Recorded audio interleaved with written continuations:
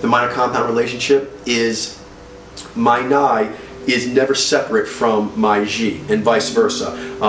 When I am in my Nai, it's informed and structured with tandem Ji. And when I'm using my tandem Ji, I basically have a source Nai corner person talking in the ear. They're never apart. I also experience that in a sort of altered state on my right side. The Chili logic with the kinetic five senses visceral experience, they go together. He has Zai with Ni, so Zai with Ni. That's a different compound. We both have Zai, but it's paired with a different perception power, so it's fundamentally flavor different. That's more conceptual and abstract in nature. Mine, unless I bring my Nai in, which is on the other side, on its native side, natively my compound of Zai is more kinetic and visceral in nature. The in pattern is basically from wherever you start, you will first move to the tandem power, which is going to be the other quadrant on the same side that you're on. So if you start here, you'll go here next. If you start here, you'll go here next. If you start here, you go here. If you start here, you go here. They all work like that. Next is you cross diagonally over a corridor, going from tandem to offside. So in the case of the Nai Ji, automatically you move up to the next quadrant on the same side, and then you move within that same corridor. And then finally, you finish in the remaining one. That's the formation. There's also an unconscious formation which reverses that order and takes you back here. So again, you start in one quadrant, you will always move the Mojo designs to the next quadrant on the same side. You then move to the other side of that corridor, then to the final square. So Mojos start here, they begin front left, move to the back left, then they come up to the front right, end in the back right. All right. For Mojos start in the rear right, they will then move, second tandem power will be in the front right, in through the perception corridor to the rear left, ending in the front left. You have to perceiver, she's starting up here in the front right. Tandem power for all those Mojos is next going to be in the rear right, moves forward diagonally in the corridor to stay in the same perception corridor, discernment corridor, going up to Z, and then ending with Vi. So all the Mojos, it doesn't matter which square or which quadrant you start in, it's an end pattern that you take.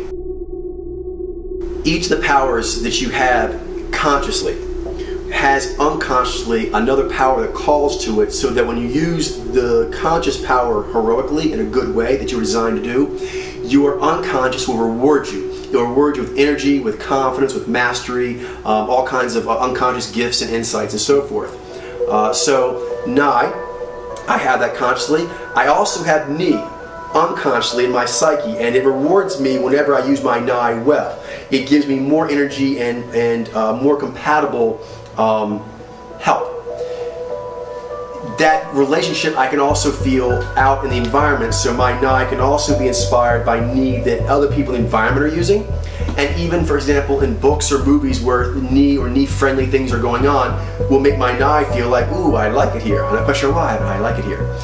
So all the powers have that. So my Ji actually has unconscious Jai that inspires it.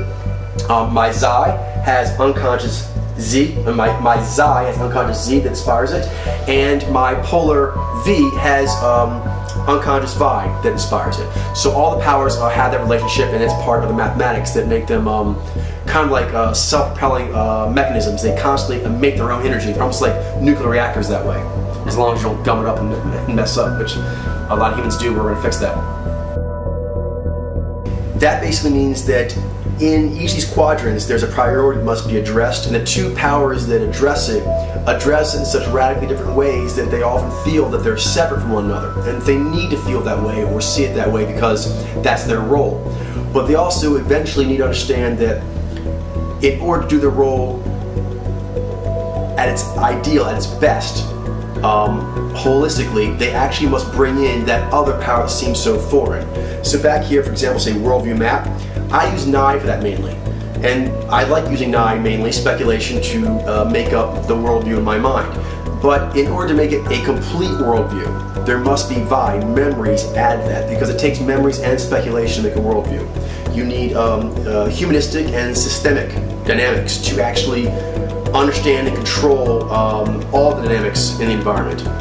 For compass bearings, although what Jai is interested in for keeping equilibrium and what Zai is interested in keeping equilibrium are radically different, they both want equilibrium for the system, and so you would actually need to have both them be equilibrium at the same time to have complete equilibrium.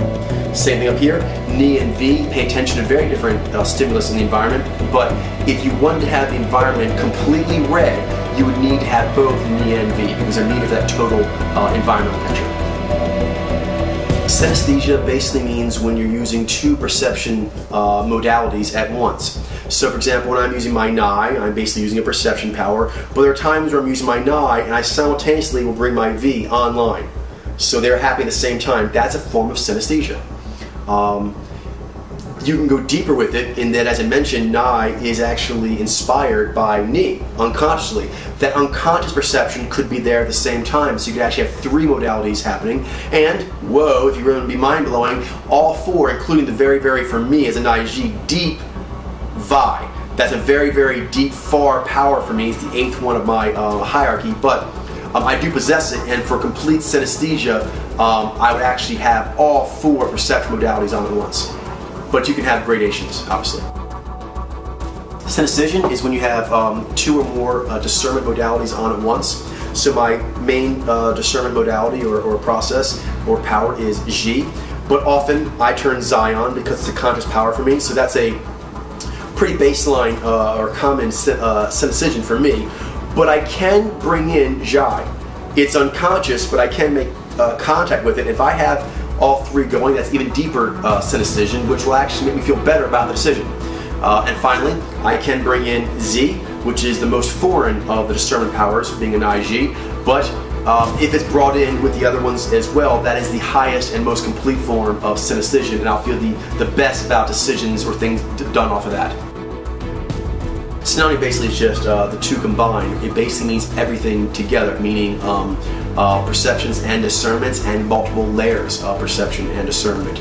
So that Synamnia would be really at its base level would be the initial compound. Nai and Ji is a form of Synamnia, hence compound. It cannot be seen as Nai with Ji separate. They are one thing.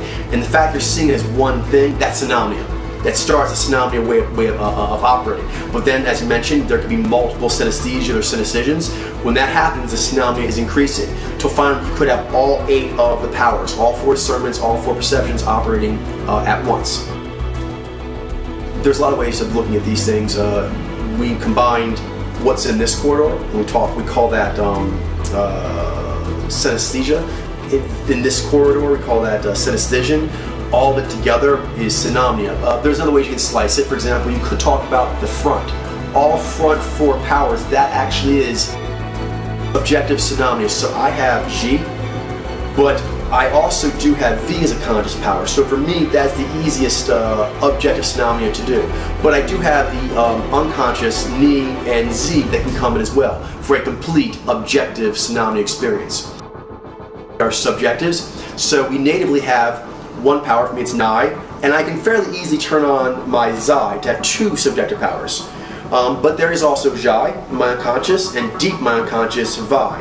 And all 4 make up my subjective Synamnia. I hope you enjoyed this episode. More importantly, I hope you found it educational. The thing I want you to really focus on, besides the entirety of the lesson, but a takeaway, something for you to focus that lesson upon, that would be this. I want you to note that all humans have modulation and momentum powers, and the modulation powers tend to confuse things a lot, particularly when we get into mojo reading, into knowing yourself. Modulation is something that can happen, well, it does happen at a very early age, but can happen at a high level and consistently at an early age and up to adulthood and beyond, so that it's indistinguishable in a lot of ways from one's conscious concept of themselves. So what's important to note is, say for example, the Nai Z Mojo. They are shades of me of the Jai V. The Jai V and the Nai Z both have the same 4 conscious powers. So they both occupy a similar headspace, but in different ratio over different periods of time. But that allows you to understand, or begin to understand, the complexity of the human spirit, which is that you take someone like Angelina Jolie. She's Zhai V, but she actually has strong development on her modulation powers. So many people believe that she is a Z mojo. She's not. So this is confusing. This is confusing maybe to herself. It's definitely confusing to people who are trying to read her using other methodologies. But she has both the values-based powers and the logic-based powers, and they work together to create a fluid. They're supposed to create a fluid way of operating. They don't always, and that's something you need to be aware of, is that modulation powers exist. They also can dominate most of the time that you're seeing that person. So you're looking at a given person, not saying Angelina Jolie, but any mojo, you're seeing them and they're spending a lot of time in their modulation powers. I want you to focus on that. Focus on, for example, when you're watching interview footage of any of these samples that are out there in the virtual village that we put up for you, take note of what side of an axis. You see an axis mark here, up and down? What side their head's on. This has a lot to do with which part of the brain they're using. So just note that. Note which side they're on. Then I want you to note if they are directive or adaptive. So for example, is the person directive or adaptive, and do they have their head more on the left or more on the right? A lot of times it will confuse people when the person, for example myself, I'm an IG, if I'm doing a lot of stuff where I'm over here, I'm exaggerating now for you right now, but in natural course I could be over here a lot. If I'm doing that as a natural part of my action, then that's actually saying that I'm using a lot of Zai. In that state, I have often confused people into thinking I'm a logic-based mojo, but that's simply because I'm using that power a lot. So start noticing that now, and a way to do it is the shades of me, which for example, myself, an IG, is you can look at the Zai V. If you look at Zai V males and IG males, they're using the same 4 conscious powers, but not in the same ratios. So I want you to get used to that, and get used to particularly when they're using modulation. Note if you're seeing a Zai V and they're losing a lot of their Ni and G. They're on their left a lot. And then for the Ni-G, the same thing. Are they on the right a lot? Is there a lot of Zai and V use? You don't know how to look for that in detail or sophisticatedly yet, but just start there. Are they on their left? As a Ni-G, when I'm on my left more, when I'm on my left, that means usually that I'm having more momentum. And on my right, modulation. A Zai V would have the same powers that I do, but it'll be reversed. So take a look at that and a few other mojos like that where they're the same 4 powers but they're a different mojo, different ratio. Get used to that, and particularly the modulation, because that's the thing that's going to throw you the most, those modulation powers.